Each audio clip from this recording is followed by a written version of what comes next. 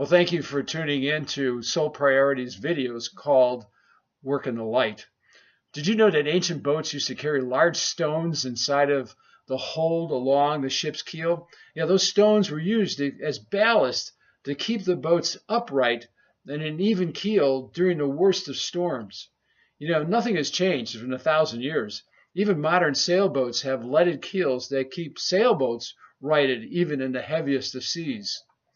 And as a former toy inventor, a preschool toy called Weebles, I don't know if you remember that from your childhood, used the same concept. And even their advertising used to say, they weeble and wobble, but don't fall down. So what keeps you upright when things in your life are trying to knock you down? What is it that brings you back to center, even when the storms of life are in heavy waters? For some, it's pure grit. We call it perseverance, determination, willpower, or maybe even old-fashioned stubbornness. But is there anything that can keep you sailing when you realize the storm is going to take away your security, maybe your job, maybe your health, maybe even your life? Or maybe it's less drastic than that. Maybe it's just knowing that you have to go back to work for an unreasonable or an uncaring boss. Or maybe work alongside a toxic coworker who drives you crazy and just takes away all the joy of the work that you do. What threatens to keep you on the canvas after you've been knocked down for the 100th time?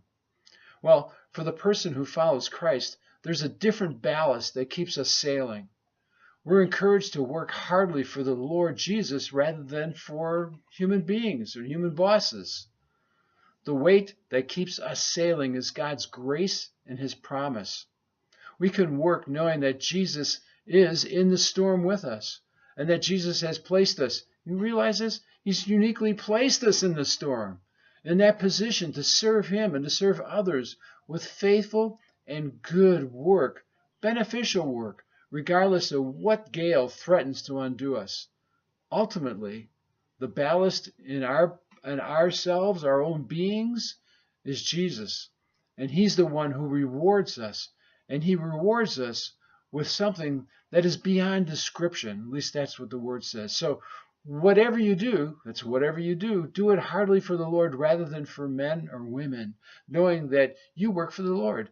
And it's the Lord that will reward you with an inheritance that's undescribable. You work for the Lord. So, what's in your ballast? Until we talk again, work in the light.